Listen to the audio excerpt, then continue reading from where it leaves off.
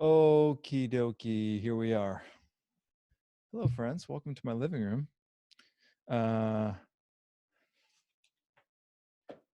to think if there's anything really worth reporting before diving into the evening reading. And to be honest,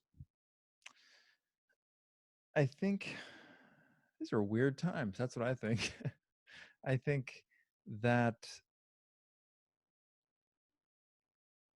a lot of time spent between your four walls and looking inward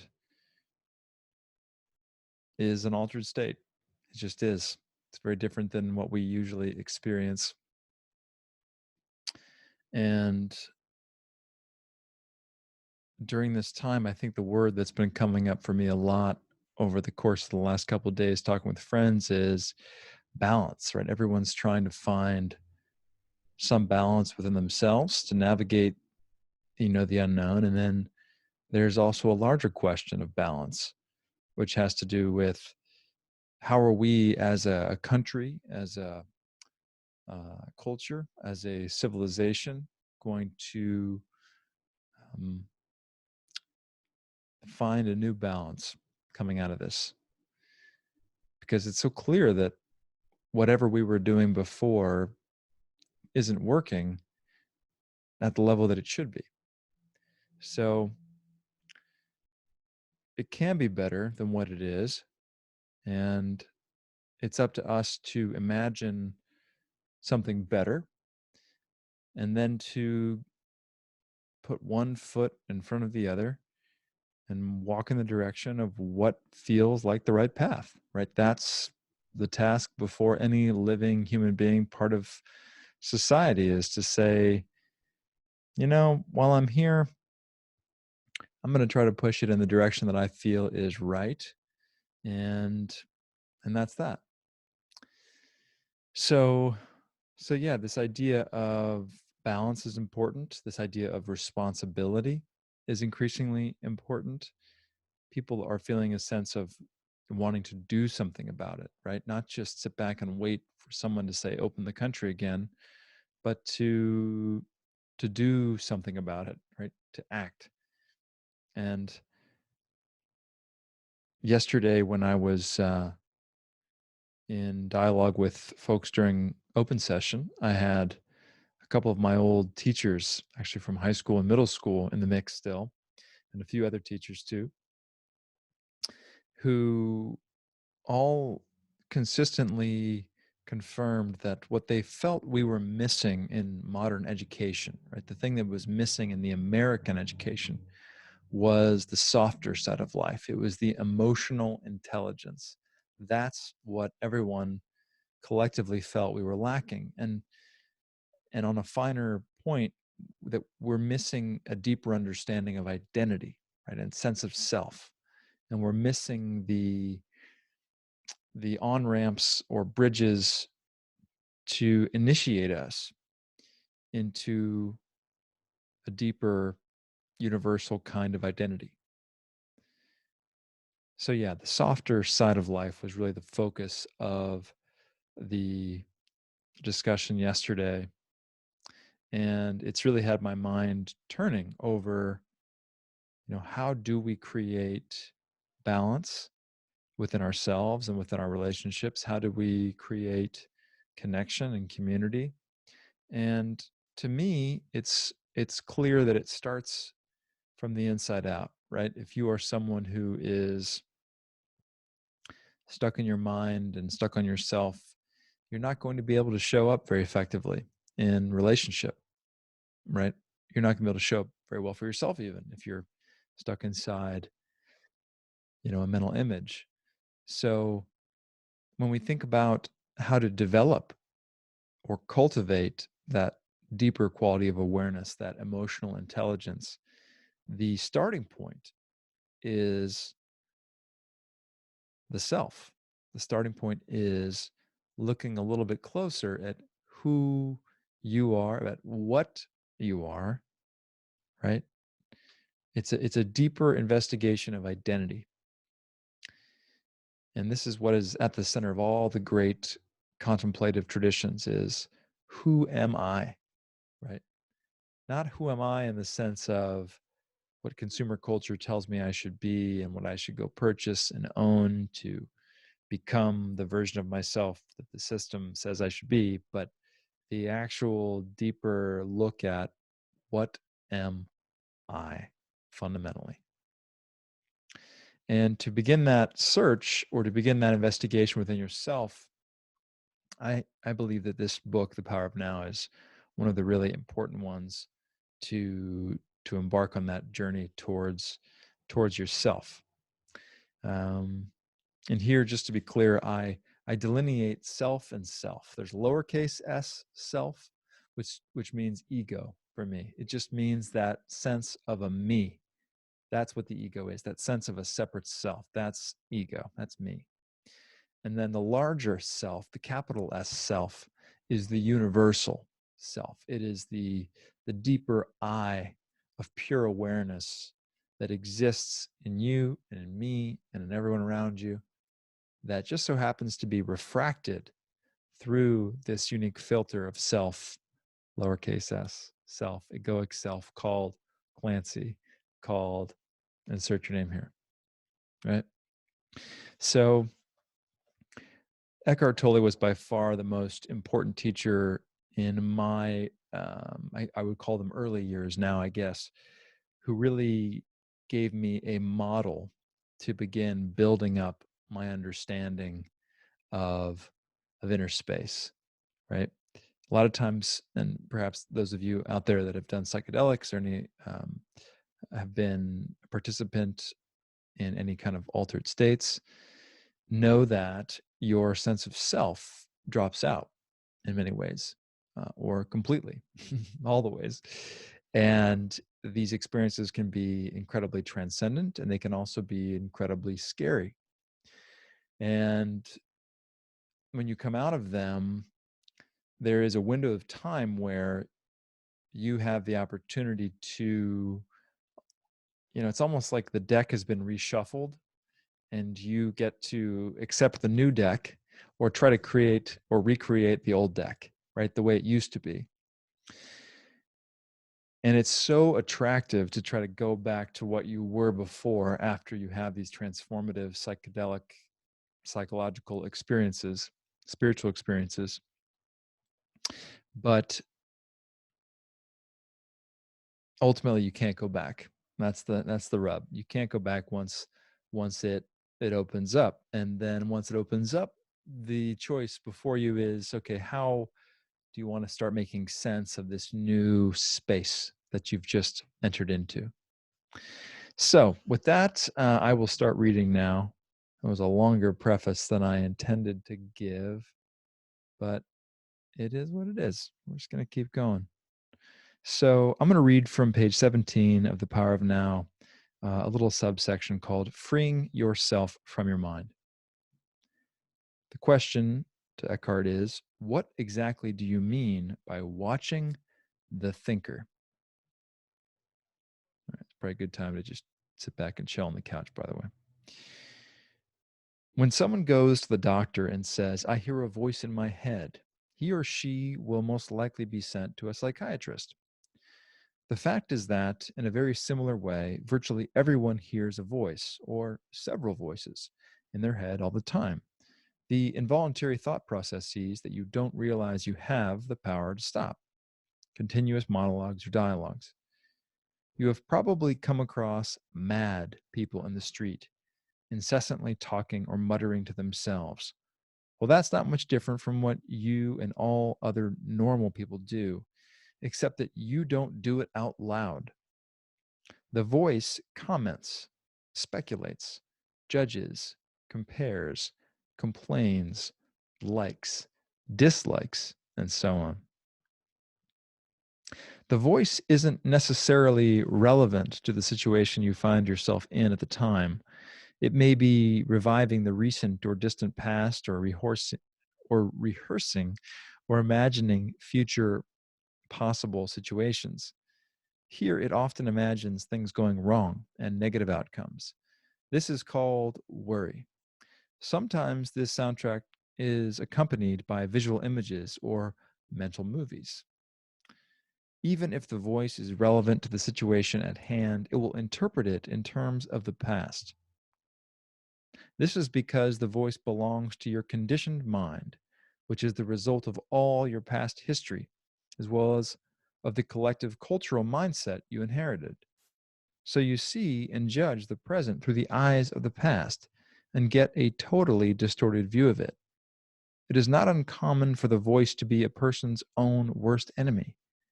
Many people live with a tormentor in their head that continuously attacks and punishes them and drains them of vital energy.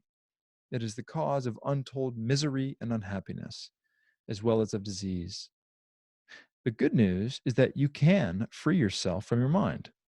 This is the only true liberation. You can take the first step right now. Gulp. Start listening to the voice in your head as often as you can.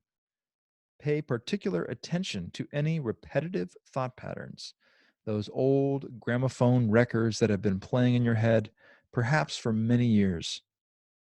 This is what I mean by watching the thinker, which is another way of saying listen to the voice in your head, be there as the witnessing presence. When you listen to that voice, listen to it impartially. That is to say, do not judge. Do not judge or condemn what you hear, for doing so would mean that the same voice has come in again through the back door. You'll soon realize there is the voice, and here I am listening to it, watching it. This I am realization, this sense of your own presence, is not a thought. It arises from beyond the mind. So, as we think about balance and how we find balance in unknown terrain, unknown territory, unknown times, presence represents the still point at the center of all the craziness. If we think about how to develop emotional intelligence, how to deepen in self awareness, both are impossible to develop or cultivate unless you're capable of truly being present, of truly being here and now, right? Your mind cannot be running around elsewhere if you're trying to do work right now. So entering the eternal present is essential. He continues. So, when you listen to a thought, you are aware not only of the thought, but also of yourself as the witness of the thought. A new dimension of consciousness has come in. As you listen to the thought, you feel a conscious presence, your deeper self, behind or underneath the thought, as it were. The thought then loses its power over you and quickly subsides because you are no longer energizing the mind through identification with it. This is the beginning of the end of involuntary and compulsive thinking. All right, so the visual I often use here is you've got an old record spinning, you've got the needle in the record, and it's just hitting the skip, the skip, the skip, the skip, the skip. And what we're going to do is just lift that needle of awareness where all the music really happens. We're going to lift it off the turnstile. We're going to lift it off the record. Eckhart continues. When a thought subsides, you experience a discontinuity in the mental stream, a gap of no mind. At first, the gaps will be short, a few seconds perhaps, but gradually they will become longer. When these gaps occur, you feel a certain stillness and peace inside you. This is the beginning of your natural state of felt oneness with being. which is usually obscured by the mind. With practice, the sense of stillness and peace will deepen. In fact, there is no end to its depth. You will also feel a subtle emanation of joy arising from deep within, the joy of being. It is not a trance like state, not at all. There is no loss of consciousness here. The opposite is the case. If the price of peace were a lowering of your consciousness, and the price of stillness a lack of vitality and alertness, then they would not be worth having. In this state of inner connectedness, you are much more alert, more awake than in the mind identified state. You are fully present. It also raises the vibrational frequency of the energy field that gives life to the physical body. One more time on that one. It also raises the vibrational frequency of the energy field that gives life to the physical body. I know sometimes people get squeamish when they see any kind of new age literature talking about frequency and energy field, but there's no question that when you feel optimistic or pessimistic, there's a different vibe going on, right? There's a different vibration. And ask yourself the things you've created out of the positive vibration versus the negative vibration. And you, my friend, definitely believe in energy. Right? Come on. Right? Come on. Right. Okay. As you go more deeply into this realm of no mind, as it is sometimes called in the East, you realize the state of pure consciousness. In that state, you feel your own presence with such intensity and such joy that all thinking, all emotions, your physical body, as well as the whole external world, become relatively insignificant in comparison to it. And yet, this is not a selfish, but a selfless state. It takes you beyond what you previously thought of as yourself. That presence is essentially you and at the same time inconceivably greater than you. What I am trying to convey here may sound paradoxical or even contradictory, but there is no other way that I can express it. So I'm reminded of my conversation with my good friend Josh Blaine a few months, or gosh, almost over a year ago, I guess, where we were just talking about how the best things can't be told. And that's very much what's being expressed here. I think for a lot of people, the term presence just means being, paying attention. And to some level, that is what it means, right? It means paying attention to right now. But when one truly drops into a state of pure awareness, where your mind isn't swallowed up by anxieties and fears and worries, and it's really just allowed to almost like just spread out over the moment, right? Almost like oil. You know, when you ever pour oil into a hot pan, like it just kind of just spreads over everything, and everything kind of gets this glimmer, right? That's the closest approximation I can give for what that feels like. And I say this not because you haven't experienced it. You have experienced it. It's just that we we haven't had the kind of dialogue, I believe, between human beings to describe this state of being. And I really do believe that it is a pivotal, central part of our development, right? Of how we are going to step into a greater level of emotional intelligence as human beings. It starts with more people accessing a state of consciousness known as presence, which can arise in all different kinds of moments. However, meditation and mindfulness absolutely make it more accessible. Nature, walking around in nature, allowing your mind to quiet helps bring it about. Psychedelic states absolutely help bring it about.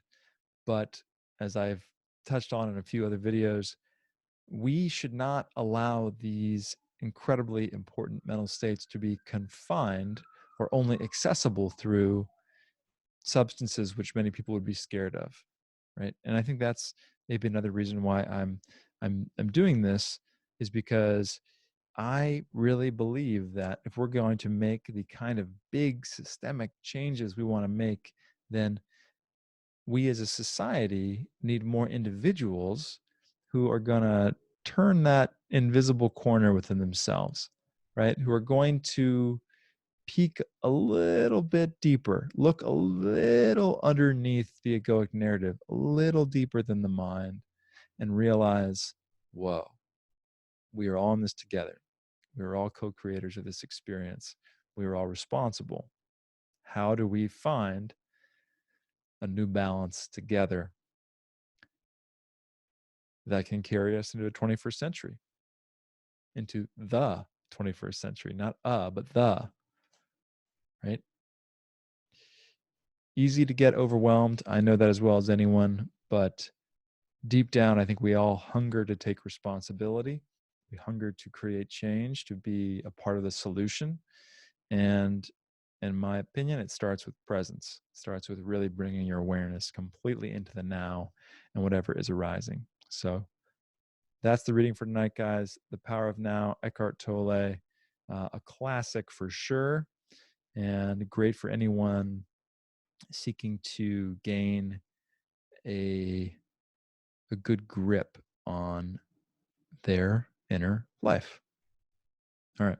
Thanks so much for tuning in. Cheers, guys.